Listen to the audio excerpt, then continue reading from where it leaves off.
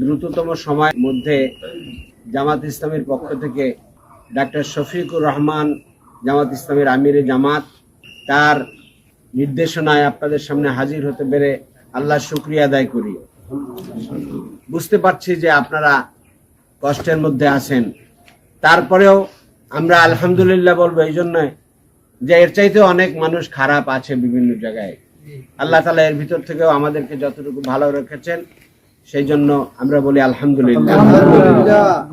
গত 7 তারিখে এই ঘটনা যখন ঘটে তখন আপনাদেরই প্রিয় সন্তান, বাউফলের জনগণের নেতা, বাংলাদেশ জামাত ইসলামেরও কেন্দ্রীয় নেতা ডক্টর শফিকুল ইসলাম মাসুদ প্রথম আমাকে ফোন দেন যে ভাই এইরকম ঘটনা ঘটে, এবং আমি প্রথম সেই তার মুখ থেকেই এই দক্ষিণাঞ্চলে এই ঘটনার সংবাদ পাই। কিছুক্ষণ পরে আমি আমাদের আমিরে জামাতের কাছে সাক্ষাতের উদ্দেশ্যে যাই এবং সেখানে তার সাথে দেখা করে বাউফলের খবর তাকে জানাই, এবং তিনি বলেছেন যে এই খবর আমি আগেই পেয়েছি, এখানকার নেতা ডক্টর মাসুদ আমাকে আগে এটা করতে জানিয়েছে। আলহামদুলিল্লাহ। আপনাদের সুখ দুঃখ কষ্টের সাথে ঢাকায় থেকেও ডক্টর মাসুদ সবসময় খবর রাখে এবং রাখছে। আলহামদুলিল্লাহ। ভাইয়ের আমার, তিনি তাৎক্ষণিকভাবে এখানে সহযোগিতা দেওয়ার জন্য উনি প্রস্তুত হয়ে ক্ষয়ক্ষতির চিত্রটা তিনি জানতে চান, এবং তারপরে আজকে উনি আমাকে এই ডক্টর মাসুদ সহ আপনাদের পাশে এসে হাজির হওয়ার জন্য নির্দেশ করেন, এবং আমরা সেইভাবে আপনাদের পাশে এসে দাঁড়িয়েছি। আলহামদুলিল্লাহ। ভাই এবং বোনেরা, বাংলাদেশ জামাত ইসলামী বাংলাদেশে ইসলামী আন্দোলনের একটি সংগঠন। রাষ্ট্র এবং সরকারে তারা দায়িত্ব পালন করে না, এবং বাংলাদেশের সবচেয়ে মজলুম দল, জুলুমের শিকার। রোজার একদিন আগে ডক্টর শফিকুর রহমান ভাই, আমাদের আমিরে জামাত, তিনি দীর্ঘ প্রায় 1.5 বছর কারারুদ্ধ অবস্থায় থেকে তিনি মুক্ত হয়েছেন।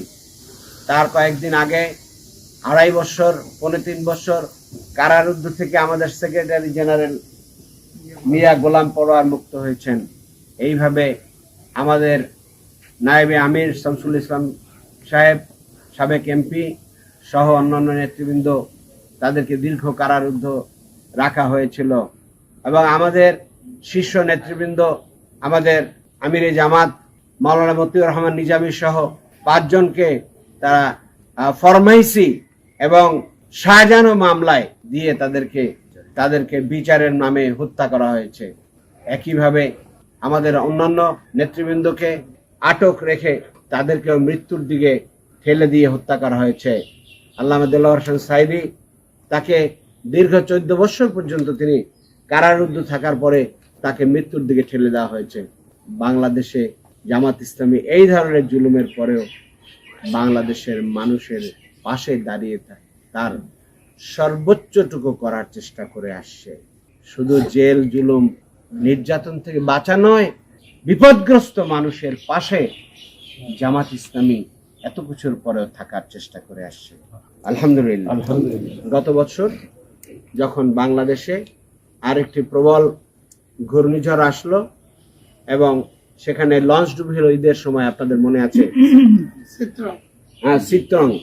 সেই চিত্রঙে যখন পটুয়াখালীর 8 জন লোক নিহত হলো, সেই দিন ডাক্তার শফিকুর রহমান, আমাদের আমিরে জামাত, তিনি মুহূর্ত মাত্র দেরি করেন নাই, সরাসরি তিনি পটুয়াখালী এসে তিনি এখানে সহযোগিতা দিয়ে যান।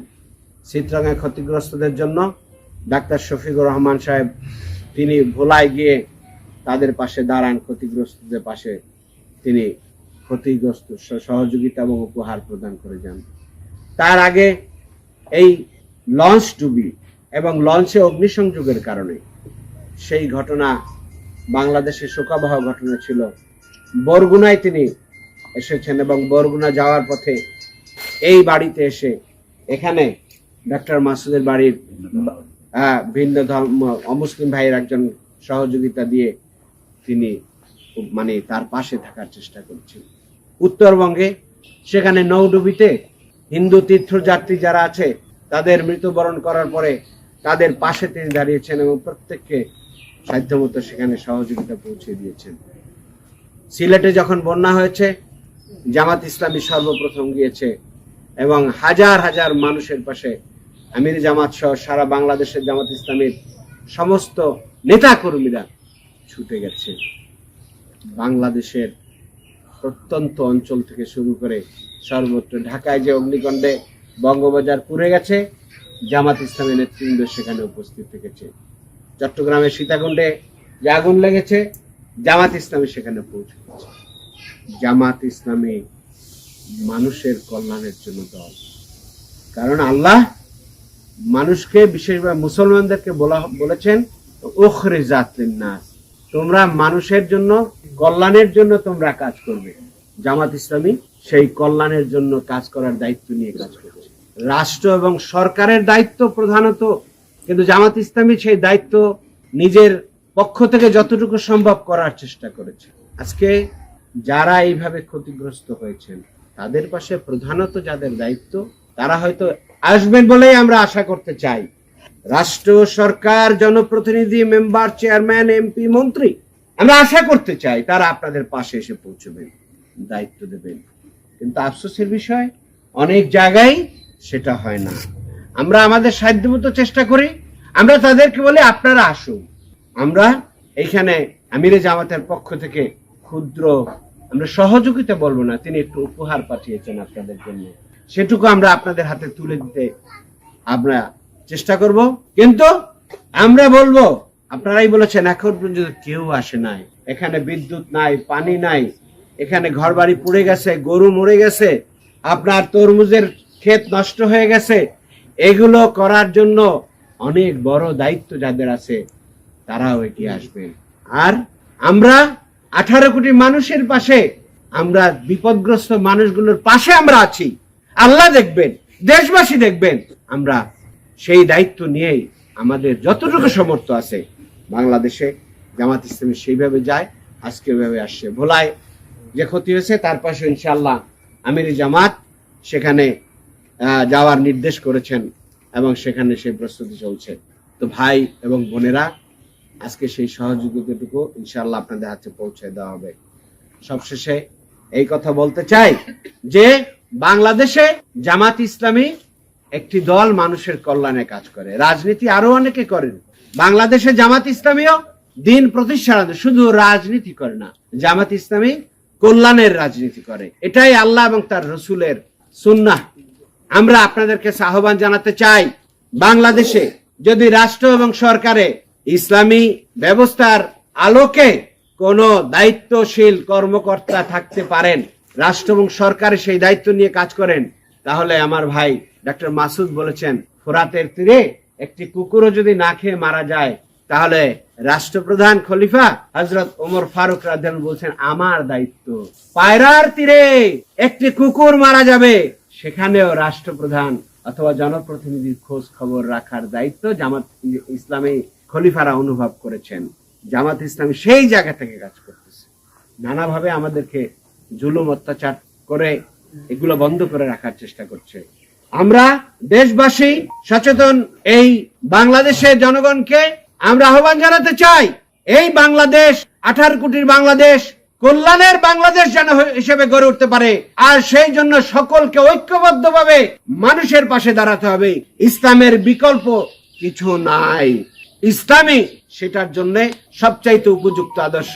ইসলামী চরিত্র এবং নেতৃত্বই এই সমস্ত সমস্যার সমাধান করতে পারে। বাংলাদেশে জামাত ইসলামী সেই কাজটি করতেছে। আসুন আমরা আমাদের এই প্রচেষ্টার সাথে আপনাদের দোয়া এবং সহযোগিতা কামনা করি। আমাদের নেতৃবৃন্দের জন্য দোয়া করবেন। আমাদের কাজের ক্ষেত্রে আপনাদের দোয়া এবং পরামর্শ এবং সহযোগিতা আমরা সবসময় প্রত্যাশা করি। আর আপনাদের এই বাউফলের সন্তান ডক্টর শফিকুল ইসলাম মাসুদ, জামাত ইসলামের পক্ষ থেকে তাকে এখানে প্রতিনিধি করা হয়েছে। তিনি আপনাদের পাশে আছেন, আপনারাও তার পাশে থাকবেন, এই ইনশাআল্লাহ থাকবেন ইনশাআল্লাহ। ইনশাআল্লাহ সর্বপ্রথম কিন্তু তিনি আপনাদের খবর কিন্তু কেন্দ্রে পৌঁছেছেন।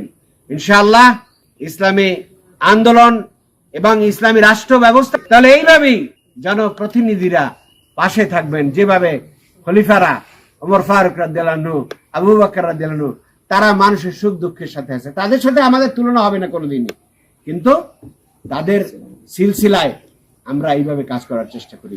আল্লাহ পাক রব্বুল আলামিন যে বিপদ মুসিবত আপনারা পড়েছেন, এই সহযোগিতা দিয়ে অনেক কিছুই হবে না, কিন্তু আমরা আশা করি যে আল্লাহ রাব্বুল আলামিনের ভান্ডারের অভাব নাই। আল্লাহ তাআলা তার সেই ভান্ডার থেকে আপনাদেরকে আরো ব্যাপকভাবে আপনাদের দুঃখ কষ্ট লাঘবের ব্যবস্থা করবে। সেখানে ধৈর্যের সাথে আল্লাহর উপরে তাওয়াক্কুল করে অবস্থান করেন। আর দেশের যারা যারা আছেন, আমি আগেই বলেছি, তারা যেন এগিয়ে আসেন, এই প্রত্যাশা রেখে আমার কথা শেষ করছি। ওয়া আখির দাওয়ানা আলহামদুলিল্লাহি রাব্বিল আলামিন। আসসালামু আলাইকুম ওয়া রাহমাতুল্লাহ।